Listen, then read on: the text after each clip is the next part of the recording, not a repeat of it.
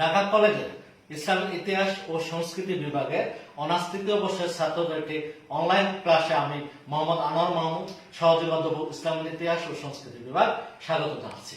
তোমরা জানো আমাদের ঢাকা কলেজের বর্তমান অধ্যক্ষ প্রফেসর নেহাল আহমদের উদ্যোগে অনার্স মাস্টার শ্রেণীর ছাত্রদের অনলাইন ক্লাস শুরু হয়েছে। তার এই ধারাবাহিকতায় আজকে আমি তৃতীয় বর্ষ অনার্স শ্রেণীর ছাত্রদেরকে হিস্ট্রি অফ বেঙ্গল 1757 খ্রিস্টাব্দ থেকে 1947 পর্যন্ত এই অংশের আলোচনা করব। আজকে আমি যেহেতু 1757 সাল একটি আমাদের বাংলা তথা ভারতবর্ষের ইতিহাসে তথা বিশ্ব ইতিহাসে একটি গুরুত্বপূর্ণ অধ্যায় হিসেবে বিবেচিত হয়ে আসছে, এই অধ্যায়ের সাথে ব্রিটিশ ইস্ট ইন্ডিয়া কোম্পানি একেবারে ওতপ্রোতভাবে জড়িত। 1601 খ্রিস্টাব্দে রানী এলিজাবেথের একটি বিশেষ ফরমান নিয়ে ব্রিটিশ ইস্ট ইন্ডিয়া কোম্পানি গঠিত হয়ে তারা ভারতে ব্যবসা বাণিজ্য করার জন্য রানীর অনুরোধ সম্রাট আকবরের নিকট রানী অনুরোধ জানায় যে তাদেরকে পর্তুগিজ বণিকদের মতো তাদেরকে নানা সুযোগ সুবিধা প্রদান করতে। তোমরা জানো যে এই ভারতবর্ষে ইস্ট ইন্ডিয়া কোম্পানির আগেও আমরা জানি পর্তুগিজরা এসেছিল ব্যবসা বাণিজ্যের জন্য এবং পরবর্তীতে ওলন্দাজরা এসে এই ভারতবর্ষ যেহেতু বিশাল একটা ভারতবর্ষ এরিয়া, বাংলা, বিহার, উড়িষ্যা সহ ভারতবর্ষের বিশাল এরিয়া, এই অংশে ব্যাপক জনগণ ছিল, ভূমি ছিল। এখানে ব্যবসা বাণিজ্য করার জন্য সবসময় বিদেশি বণিকদের কাছে এই অংশটা ব্যাপক আগ্রহ ছিল। তারা ধারাবাহিকতা আমরা বলেছি যে ইস্ট ইন্ডিয়া কোম্পানি আসে রানীর এলিজাবেথের অনুরোধ নিয়ে যে পর্তুগিজদের যেভাবে ব্যবসা বাণিজ্য করার জন্য তাদেরকে যে সুযোগ সুবিধা দেওয়া হয়েছিল, তেমনি ইস্ট ইন্ডিয়া কোম্পানিকে এই ভারতবর্ষে ব্যবসা বাণিজ্য করার জন্য সুযোগ সুবিধা দেওয়া হয়। সেই প্রেক্ষিতে প্রথম তারা এই ব্যবসা বাণিজ্য সুযোগ নিয়ে প্রথম তারা 1613 খ্রিস্টাব্দে সুরাটে প্রথম বাণিজ্য কুঠি স্থাপন করে, যেটা এই ভারতের জন্য এই যে ভারতের স্বাধীনতা যে প্রায় ব্রিটিশদের হাতে, ইস্ট ইন্ডিয়া কোম্পানি সহ ব্রিটিশদের হাতে, আমি যা বলছিলাম এই যে ব্রিটিশ ইস্ট ইন্ডিয়া কোম্পানি যে সুরাটে তাদের বাণিজ্য কুঠি স্থাপনের যে নির্দেশনা পেল প্রথম, এই নির্দেশনায় পরবর্তীতে তাদেরকে এই ভারতবর্ষে একটা বিশাল আধিপত্য স্থাপনের ক্ষেত্রে এবং পরবর্তীতে প্রায় 200 বছর ভারতবর্ষের শাসনের ক্ষেত্রে তাদেরকে প্রথম যে পদক্ষেপ সেটাই ছিল 1613 খ্রিস্টাব্দের সুরাটে তাদের বাণিজ্য কুঠি স্থাপন।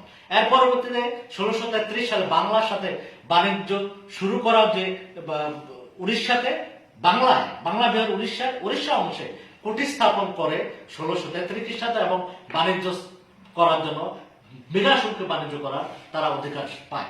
পরবর্তী 1650 সালে সম্রাট শাহজাহান মাত্র 3000 টাকা পাওয়ার বিনিময়ে কোম্পানিকে করমুক্ত বাণিজ্য সুযোগ দেয়, যা আগ্রা, অযোধ্যা এইসব অঞ্চলে করমুক্ত বাণিজ্য করার সুযোগ দেয়। পরবর্তীতে 1651 সালে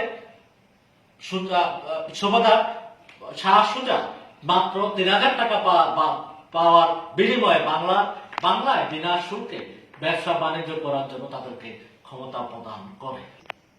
এভাবে 1696 খ্রিস্টাব্দে সুবাদার ইব্রাহিম খান ইংরেজদেরকে ফোর্ট উইলিয়াম, কলকাতায় ফোর্ট উইলিয়াম দুর্গ নির্মাণ করার জন্য অনুমতি প্রদান করে, যেটা পরবর্তীতে তাদেরকে ফোর্ট উইলিয়াম দুর্গতে তারা বিভিন্ন সেনা সমাবেশ ঘটায়, অস্ত্র তারা সমাবেশ আনে, যেটা পরবর্তীতে সিরাজের সাথে বিরোধের একটা কারণ হিসাবে আমরা পরবর্তীতে আলোচনা করব।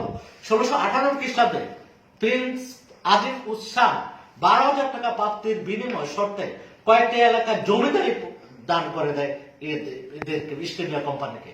তোমরা চিন্তা করে দেখো যে কিভাবে ইস্ট ইন্ডিয়া কোম্পানি এই ভারতবর্ষে, এই বাংলায় তাদেরকে তাদের অবস্থানটা সুদৃঢ় করে, এই প্রশাসনের অর্থাৎ ক্ষমতায় যারা আছে তাদের কাছাকাছি থেকে কিভাবে তারা সহচাতুরীপনা করে তারা নিজেদের অবস্থানকে আস্তে আস্তে শক্তিশালী করতে থাকে। 1712 খ্রিস্টাব্দে সম্রাট ফররুখ শিয়ার অসুস্থ হয়ে পড়ে। এই অসুস্থতা ইংরেজদেরকে আরো শক্তিশালী সুযোগ এনে দেয়।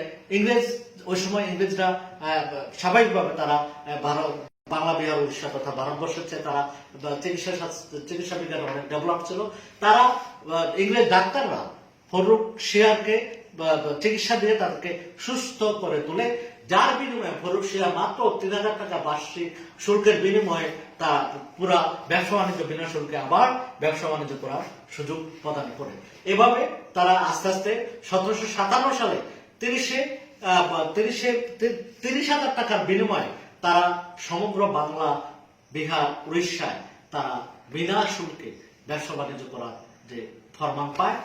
সম্রাট শাহজাহান থেকে যে ফরমান পেয়েছিল তারা পরবর্তীতে সম্রাট বিভিন্ন শাসকদের যে নানান সুযোগ সুবিধা প্রাপ্ত হয়ে শাসকদের কাছ থেকে তারা পরবর্তীতে এই বিভিন্ন শাসক থেকে একের সময় একই ধরনের সুযোগ সুবিধা তারা পেয়েছে।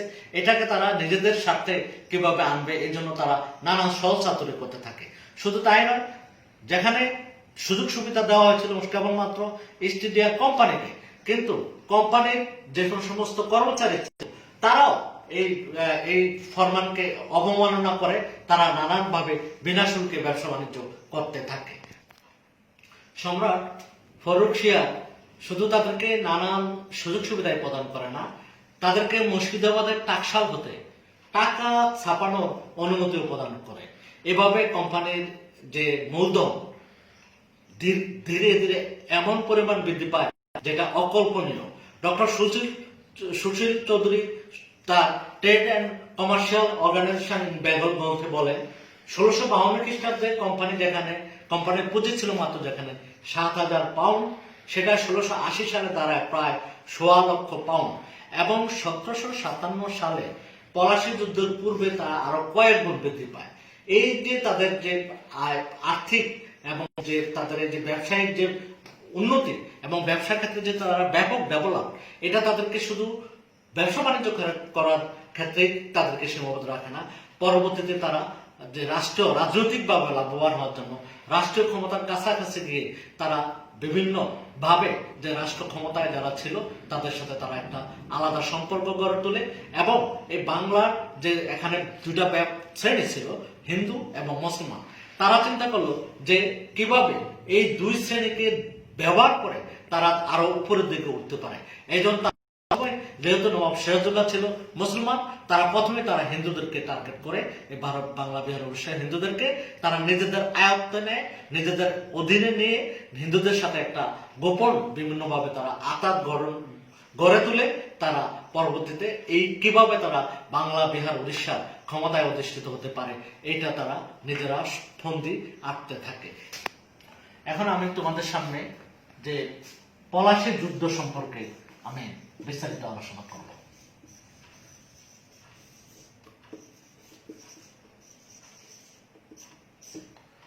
প্রথম আমরা বলবো কারণ।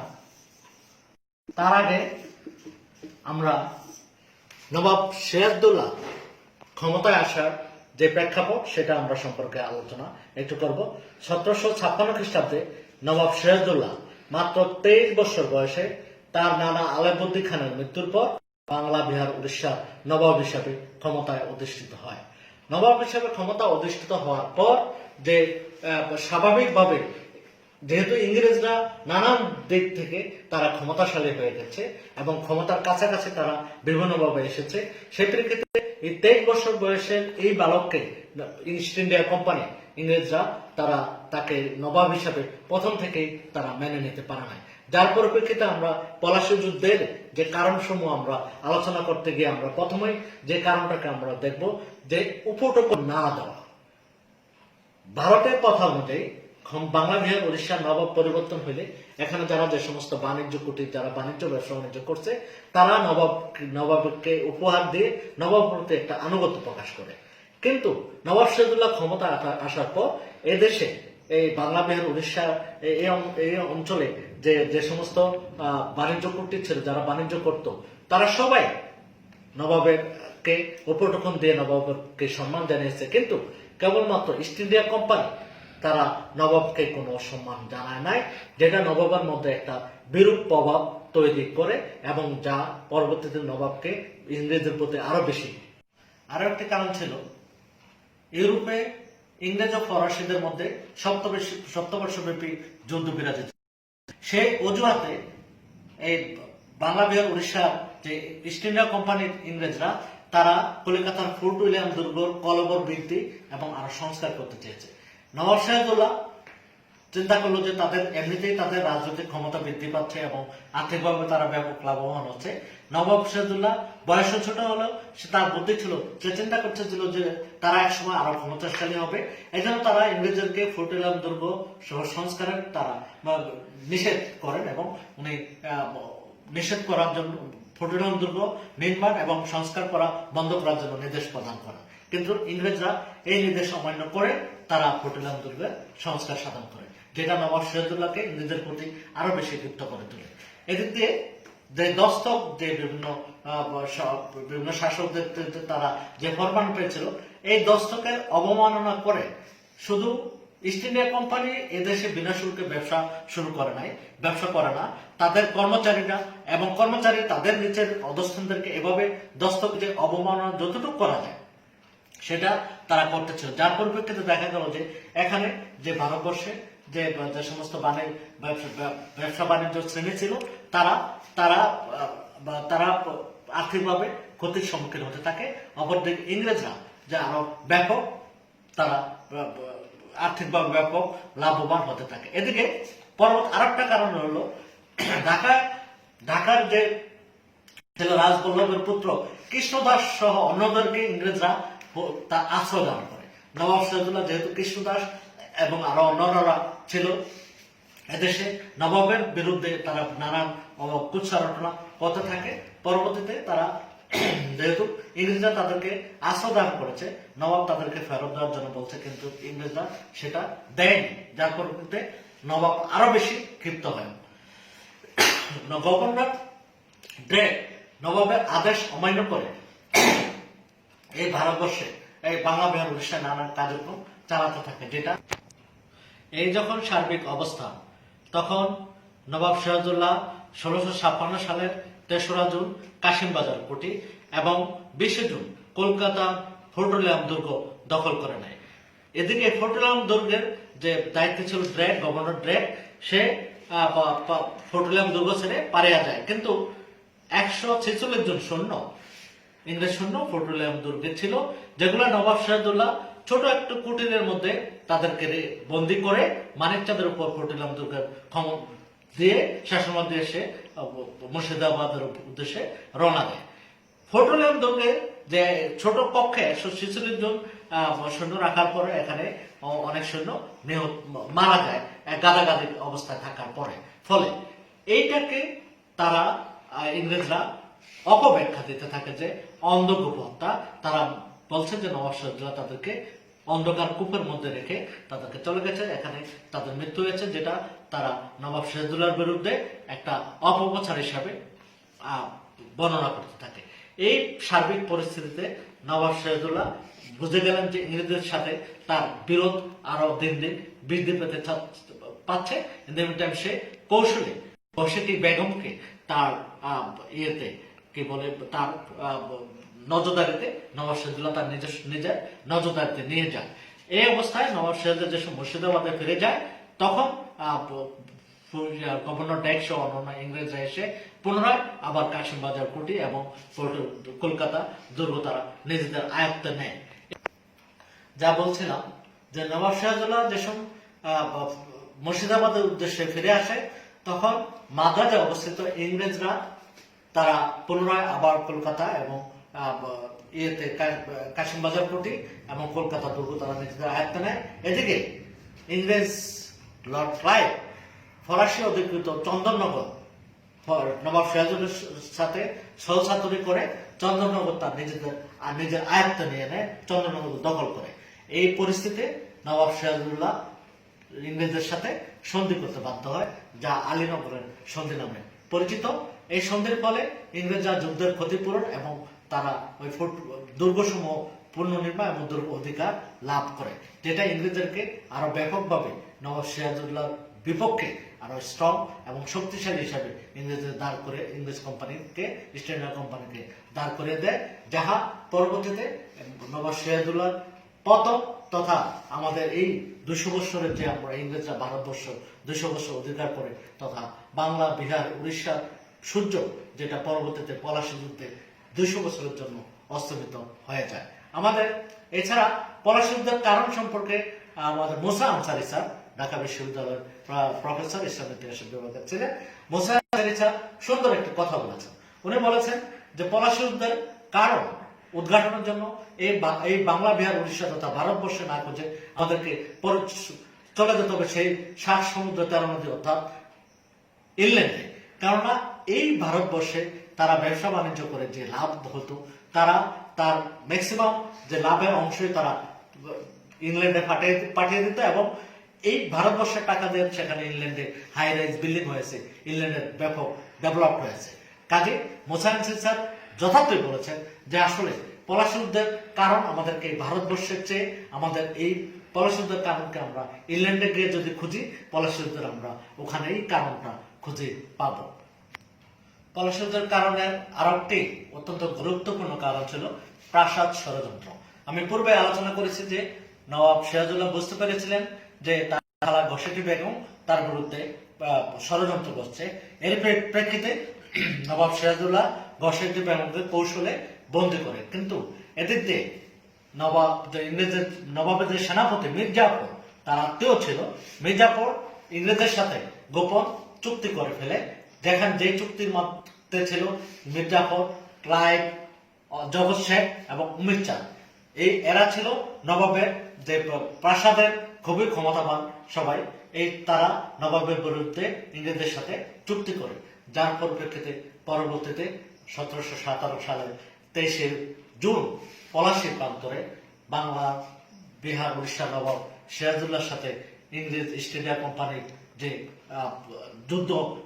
যুদ্ধ নামক যে প্রহসন, যুদ্ধ নামক যে মঞ্চায়িত হয়, যুদ্ধের নামে যেটা প্রহসন মঞ্চায়িত হয়, সেটাই ইতিহাসে পলাশী যুদ্ধ নামে পরিচিত। আমরা এখন পলাশী যুদ্ধের ঘটনা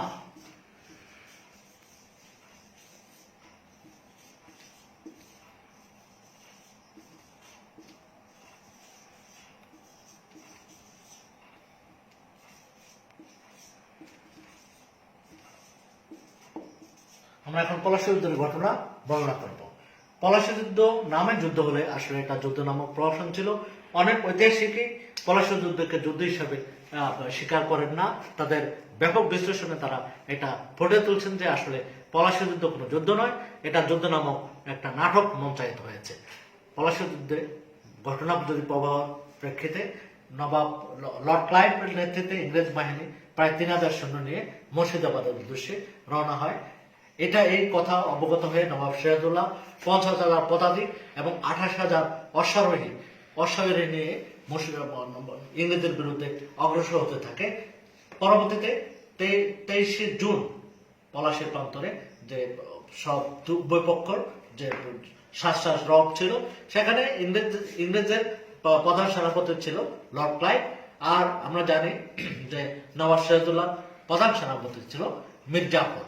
মীর জাফরের নেতৃত্বে অন্যান্য যে সেনা বাহিনীর প্রধানরা ছিল, তারা পলাশীর প্রান্তরে সমবেত হয়।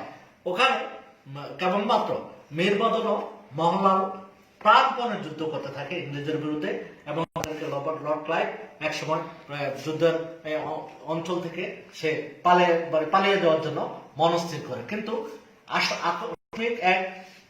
তৎক্ষণাৎ এক আঘাতে মীর বদনের মৃত্যু হলে মোহনলাল একাই যুদ্ধ চালিয়ে যেতে চায়। নবাব সিরাজউদ্দৌলা পরিস্থিতি একটু অবনতি দেখে সে মীর জাফরকে তার কাছে ডেকে আনে, এবং আমরা জানি যে মীর জাফর এবং রায়দুল্লাহ যে তাদের নেতৃত্বে যে সৈন্য ছিল, তারা কোনো যুদ্ধই করে নাই। নবাব সিরাজউদ্দৌলা মীর জাফরকে ডেকে এনে অনেক তার পুরানো কথা স্মরণ করিয়ে দেয়, বলে যে তুমি শুধু আমার কেবল প্রধান সেনাপতিও নয়, তুমি আমার আত্মীয়, তুমি পরম আত্মীয়, তুমি যুদ্ধ চালিয়ে যাও।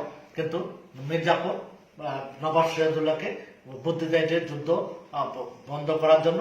নবাব সিরাজউদ্দৌলা এই কথা শুনে সে পরবর্তীতে যুদ্ধ, যেহেতু মীর জাফর আর রায়দুল্লাহরা যুদ্ধ চালিয়ে একেবারে ইংরেজরা পরাজয়ের দ্বার প্রান্তে উপনীত হয়েছিল, কিন্তু তাৎক্ষণিক মীর জাফর যুদ্ধ বন্ধ করে দেয়, যার পরিপ্রেক্ষিতে যা হওয়ার তাই হয়েছে। নবাব সিরাজউদ্দৌলা যে এই পলাশীর প্রান্ত থেকে পলায়ন করতে পালিয়ে ভাগীরথী নদীর তীরে গিয়ে পরবর্তী স্থানে চলে যায়। ওখানে গিয়ে নবাব সিরাজউদ্দৌলা মির্জাফর পুত্র মিরনের আদেশে, মিরনের নির্দেশে মোহাম্মদ বেগ নামে যে নবাব সিরাজেরই একজন অনুগত যে ইয়ে তাকে নবাব সিরাজউদ্দৌলাকে সূর্যঘাতে হত্যা করে।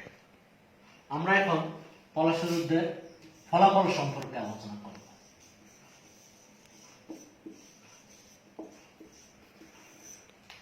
পলাশী যুদ্ধের ফলাফল তো সুদূর প্রসারী ছিল। এদেশে 200 বছরের ইতিহাস, এদেশের বাংলা, ভারতবর্ষ তথা বাংলা, বিহার, উড়িষ্যার যে এই যে বর্তমানে যে রাজনৈতিক ভারতে বা বাংলাদেশে যে রাজনৈতিক একটা বিশৃঙ্খলা বা রাজনৈতিক ক্ষেত্রে যে বিভিন্ন যে প্রশ্ন দেখা দেয়, এগুলা কিন্তু আসলে যদি পলাশী যুদ্ধ না হতো বা পরবর্তীতে বক্সার না হতো, বক্সার বা পলাশী যুদ্ধ যদি আমাদের এই মির্জাফর রায় বা মির্জাফরগিরি না করতো, তাহলে হয়তো ইতিহাস ভিন্নভাবে লেখা হতো। তারপরে আমরা পলাশী যুদ্ধের ফলাফল সম্পর্কে আমরা প্রথমে লিখবো যে 1 নম্বর হলো পলাশী যুদ্ধের নবাবের মৃত্যু। পলাশী যুদ্ধের মূল ইয়ে হইল, আমরা জানি, আমি একটু আগে আলোচনা করেছি যে পলাশী যুদ্ধের ফলে যেহেতু যুদ্ধ মির্জাফর প্রধান সেনাপতির পরামর্শে নবাব সিরাজউদ্দৌলা যুদ্ধ বন্ধ করতে বাধ্য হন। পরবর্তীতে উনি, আমরা জানি, আমি আলোচনা করেছি যে উনি ভাগীরথী নদীর তীরে পরবর্তী মুর্শিদাবাদে যাওয়ার পথে উনি দহিত হন এবং মির্জার পুত্র মিরনের আদেশে মোহাম্মদ বেগ তাকে হত্যা করে। কিন্তু এই হত্যার মধ্য দিয়ে আসলে বাংলার স্বাধীনতার সূর্য প্রায় 200 বছরের জন্য অস্তমিত যায়, যেটা ব্রিটিশরা দখল করে নেয়। আরেকটি ফলাফল হইল মির্জাফর নামমাত্র নবাব হিসাবে থাকে, কেননা ইংরেজরা যে মির্জাফর সাথে যে সন্ধি হয়েছিল, যে সন্ধি শর্ত অনুযায়ী মির্জাফর নামমাত্র নবাব থাকে, কিন্তু এই বাংলা, বিহার, উড়িষ্যা সমস্ত কাজকর্ম, সমস্ত আদেশ নির্দেশ ইংরেজদের থেকে আসতো, যেটা নবাব মির্জাফরকে একেবারে ইংরেজদের হাতের পুতুলে ইয়ে করে তৈরি করে দেয়। অর্থনৈতিক প্রতিক্রিয়া, এদেশের যে বণিক শ্রেণী এই পলাশী যুদ্ধের ফলে একেবারে ধ্বংস হয়ে যায়, কেননা পলাশী যুদ্ধের ফলে এদেশে ব্যবসা বাণিজ্যের ক্ষেত্রে ইংরেজের একসাথে আধিপত্য তারা নিয়ে নেয় এবং এদেশেও বণিকরা ধ্বংস হতে থাকে। আরেকটি ফলাফল হলো ফরাসি শক্তির বিলুপ্তি। তারা ইংরেজরা এদেশে যে ফরাসিদের যে একটা শক্তি ছিল, সেই শক্তি তারা বিলুপ্ত করে দেয়। ফরাসিদেরকে এদেশ থেকে তারা তাদের ফরাসিদের যে চন্দননগর অধিকার করে তো আগেই করে, এরপরে পরবর্তীতে ফরাসিদেরকে এদেশ থেকে তাড়িয়ে দিতে বাধ্য হয়। ব্রিটিশ শাসন সূত্রপাত, আমরা বলি যে ইস্ট ইন্ডিয়া কোম্পানি যদিও এদেশে আমরা জানি যে ব্যবসা বাণিজ্য করতে এসে এভাবে এদেশেও কিছু দোসরদের সহযোগিতায় তারা এভাবে ক্ষমতায় অধিষ্ঠিত হয়, কিন্তু এদেশে ব্রিটিশ শাসনের সূত্রপাতের গোড়াপত্তন করে এই পলাশী যুদ্ধ। পরবর্তীতে আমরা দেখি 1857 সালের পরবর্তীতে নানা ঘটনা পরবর্তীতে ব্রিটিশরা এদেশে তাদের স্থায়ী শাসন করে প্রায় অনেক দিনের জন্য। আধুনিক যুগের সূচনা, যদিও পলাশী যুদ্ধের ফলে এদেশে মানুষের ভাগ্য একেবারে পরিবর্তন, একেবারে ইয়ে হয়ে যায়, তারা এদেশের সূর্য 200 বছরের জন্য অস্তমিত হয়। কিন্তু তারপরও যেহেতু ব্রিটেন একটা আধুনিক রাষ্ট্র ছিল, ব্রিটেন থেকে আদান প্রদানের মাধ্যমে এই ভারতবর্ষে বাংলা, বিহার, উড়িষ্যা একটা আধুনিক যুগের সূচনা হয়। মুসলিম সমাজের দুর্দশা একটা ফলাফল হিসেবে আমরা দেখতে পারি, কেননা যেহেতু নবাব সিরাজউদ্দৌলা ছিল মুসলমানদের থেকে তারা ক্ষমতা নিয়েছে। ইংরেজরা আমরা দেখি যে তাদের 200 বছরের শাসন প্রায় অধিকাংশ সময় তারা এই বাংলা, বিহার, উড়িষ্যা মুসলমানদের বিরুদ্ধে তাদের কার্যক্রম ছিল এবং তারা ডিভাইড অ্যান্ড রুল পলিসি স্থাপন করে এদেশে হিন্দুদেরকে তাদের কাছে নিয়ে মুসলমানদেরকে দূরে ঠেলে দিয়ে তারা এদেশে প্রায় দীর্ঘদিন শাসন করে যায়। সমাজ আর সংস্কৃতির ক্ষেত্রে যে ব্যাপক প্রভাব হয়, যেহেতু মুসলিম সমাজ ইংরেজদের এই ইংরেজ শাসন তারা মেনে নিতে পারে না, সংস্কৃতির ক্ষেত্রে ক্ষেত্রে এদেশে দুইটা ধারা তৈরি হয়ে যায়। একটা হিন্দুদের, যেখানে ইংরেজদের আসার আগে এদেশে হিন্দু মুসলমান সুন্দরভাবে তারা সৎভাবে তারা বসবাস করত, ইংরেজ সেটাকে ডিভাইড অ্যান্ড রুল পলিসির দ্বারা সেটা হিন্দু মুসলমানের মধ্যে একটা বৈরীভাব তৈরি করে দেয়, যেটা পরবর্তীতে এই বিরাজিত হয় এবং বর্তমানেও হয়তো দেখা যায় যে এইভাবে যে হিন্দু মুসলমানদের বৈরিভাব সেটার সূত্রপাত আসলে পলাশীর প্রান্তরেই হয়েছিল বলে ধরে নেওয়া যায়। আমি এখন তোমাদেরকে এই যে এই ছবিটা দেখেছো, এটা নবাব সিরাজউদ্দৌলার ছবি। নবাব হিসাবে তার যে মুকুট, নবাবের যে চিহ্ন, এগুলা এটা নবাব সিরাজউদ্দৌলা। এটা আমরা দেখাবো মীর জাফর আলী খান, যে পলাশীর যুদ্ধের যে 3 জন কুশীলব, এর মধ্যে একজন যে মীর জাফর, আমরা যেটা এখনো পৃথিবীর ইতিহাসে তথা বাংলা বা ভারতবর্ষ এবং বাংলা, বিহার, উড়িষ্যার মধ্যে যে মীর জাফর আমরা বলে থাকি, যে যে যে কথা দিয়ে কথা রাখে না অথবা যে বিশ্বাসঘাতকতা করে, তাকে আমরা মীর জাফর হিসেবে অভিহিত করি। সেই মীর জাফর আলী খান, এটা হইল পলাশী যুদ্ধের যে ইংরেজদের সেনাপতি। আরেকজন কুশীলব রবার্ট ক্লাইভ। আমরা এই 3 জনকে আমরা এখানে ছবির মাধ্যমে দেখাতে চেষ্টা করেছি। সুপ্রিয় শিক্ষার্থীবৃন্দ, আমরা আজকে তৃতীয় বর্ষ অনার্স ছাত্রদের জন্য এমন একটি বিষয় আমরা আলোচনা করলাম, যে বিষয়টি আসলে আমাদের অর্থনৈতিক জীবনে, রাজনৈতিক জীবনে সার্বক্ষণিকভাবে বারবার ফিরে আসে। পলাশী যুদ্ধ, পলাশী যুদ্ধ, পলাশী যুদ্ধ না হলে আমাদের কি হতো। তো আমি তৃতীয় বর্ষ ছাত্রদেরকে বলবো, আমরা যে আলোচনাটা করলাম সেটা তোমরা মনোযোগ দিয়ে শুনবে। আশা করি তোমরা কিছুটা লাভবান হবে। আমরা পরবর্তীতে আবার তোমাদের সাথে দেখা হবে। আমি আশা করব তোমরা এই করোনার এই মহামারীর যুগে, এই যে আরো এখন যে সামনে আরো কঠিন সময় আসতে পারে, তোমরা যে যেখানে থাকে না কেন অবশ্যই সুস্থ থাকবে এবং সাবধানে থাকবে। স্বাস্থ্যবিধি মেনে আমাদের যে দূরত্ব বজায় রেখে আমাদের চলতে হবে। সার্বক্ষণিক তোমাদের মুখে মাস্ক থাকবে, হাতে গ্লাভস থাকবে। যেখানে যাও না কেন দুস্থদের পারলে সহযোগিতা করবে। সর্বশেষে এই অনলাইন ভিত্তিক ক্লাস পরিচালনা করার জন্য আমি আমাদের সম্মানিত অধ্যক্ষ প্রফেসর নেহাল আহমেদ উপাধ্যক্ষ স্যার তথা আমাদের বিভাগীয় প্রধান আমাদের প্রফেসর আবুদার পাটোয়ারি স্যারের প্রতি কৃতজ্ঞতা জানাচ্ছি। স্যারের নির্দেশে, নেহাল স্যারের নির্দেশে, উদ্যোগে আমরা যে অনলাইন ক্লাস শুরু করেছি, আমি এই ক্লাসের আরো উত্তরোত্তর সমৃদ্ধি কামনা করছি। আমি বলবো যে সামান্য সীমাবদ্ধতা ছিল, তারপর আমি চেষ্টা করেছি তোমাদের মধ্যে সুন্দরভাবে ফুটিয়ে তুলতে। ধন্যবাদ সবাইকে। যেখানে